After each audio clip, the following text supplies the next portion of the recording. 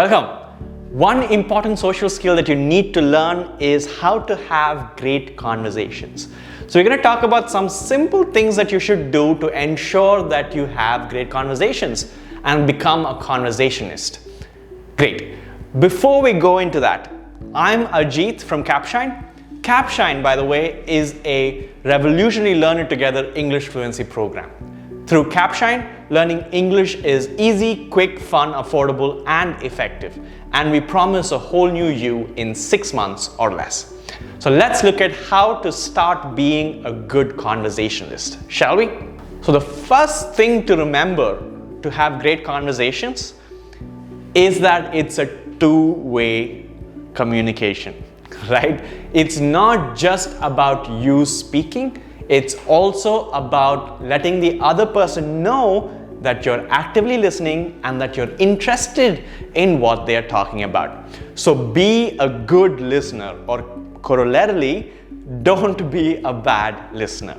If you're always distracted, if you don't let them speak and you show that you're not interested in what they are talking about, they have no reason to listen to you either, right? So for you to be effective when you communicate, when you converse, make sure you listen to what they say and build your conversations on the points and the things that they speak about. Make them feel heard. That's the most important thing to build a great conversation. So talk less, listen more, and that is something that can take you a long way as a communicator. The next thing you should do, or rather shouldn't do, and very in line with what we discussed before, is don't be distracted, don't be fidgeting, don't be looking around when someone is talking to you. Pay attention, look at, if you're face to face, look into their eyes, look at their gestures, observe what they're saying, listen to what they're saying, and participate. Don't be fidgeting with your phone, looking at your watch, looking around, right? If you really don't want to have that conversation with that person, then you should get out. But if you want to have a conversation with that person, you should listen to them, both from what they're saying, but also observing their body language and what they're doing, paying attention to them as a person. This shows, if you're not paying attention, this shows that you're not interested. And if you're not showing interest, they're not going to pay attention to you either, right? So this can go a long way in building a great conversation. The next thing, and something that you shouldn't forget, is to not forget the small details. Things like, what is their name, right? Where are they from? It's very easy for us to get caught up in the conversation sometimes, and we're looking for very specific answers to things like, is this person working in this company, right? And you're looking for that answer, but you might have missed on other important details like their name or how many siblings that they have, which might be important for them. So when they give you details, listen attentively and don't forget the small stuff. Don't forget the smaller details. One tip to remember names is that as soon as they give you their name, reply, say hi and use their name in response.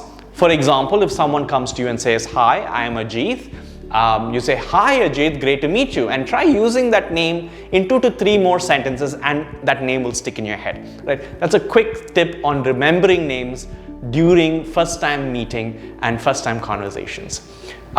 Use the information they tell you to have a smooth conversation next time as well. So to show that you actually paid attention and you remember what they said can make a huge impact in long-term conversational relationships, right? So the next time you meet them, for example, if they've shared with you where they're from, you would say, hey, how was your hometown? I heard that this happened there. That can make a huge impact on how they perceive you and how intent they are to listen to what you have to say. So remember, having great conversations and being a conversationalist is not about a one-time thing. It's about building relationships and rapport and making the other person feel heard and understood as well. This is a very, very important skill. And of course, use icebreakers. If you're meeting someone for the first time, or if you're meeting them after a long time and they're not really very close friends, then you can use a bunch of icebreakers to get the conversation moving, right? Because it's hard for you to start a conversation when there's no context, when you know nothing about the person.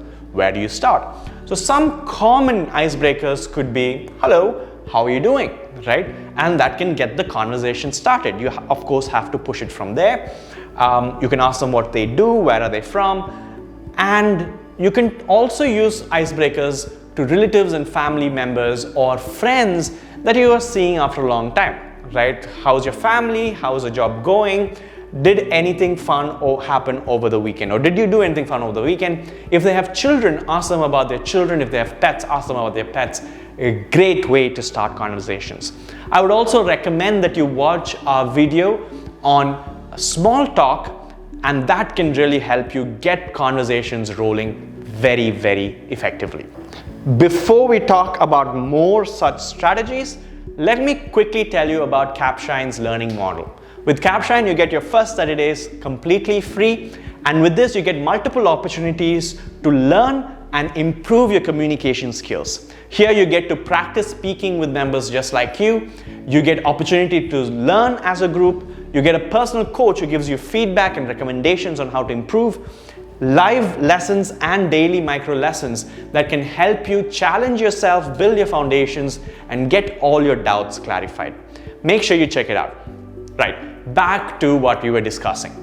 Another thing that you should do is you should avoid flat responses. If someone asks you, how was your day? Don't answer with okay or good. Try to be more detailed.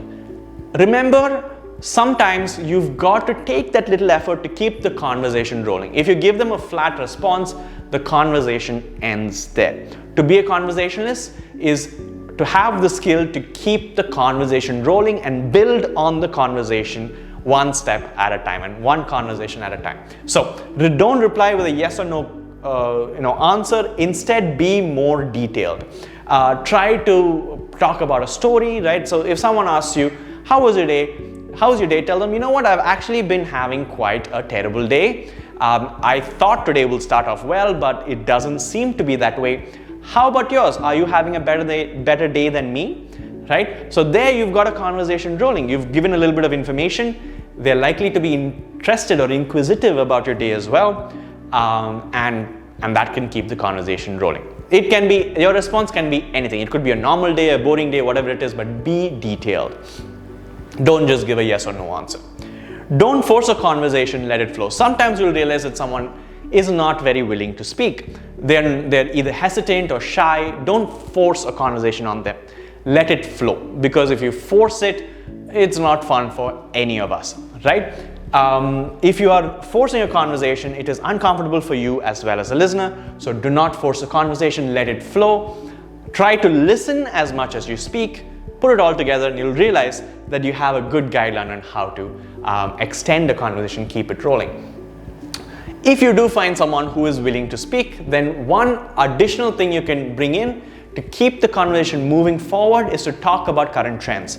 You could probably ask something like, what is your opinion on this particular movie or song? For example, did you watch Squid Games, right? I think it's very overrated. What do you think, right? Get the conversation rolling. Remember, it's not about whether you're right or they're wrong or vice versa. It's about sharing opinions and getting the conversation rolling. That's the idea here, not to be right or wrong. You could also probably talk about, if on the weekend, what is your ideal day out, or what is a vacation that you'd like to go on. Again, check out our video on small talk, and that can give you a great set of ideas to keep conversations rolling. And finally, make sure you end the conversation with a unique compliment. This can be very powerful.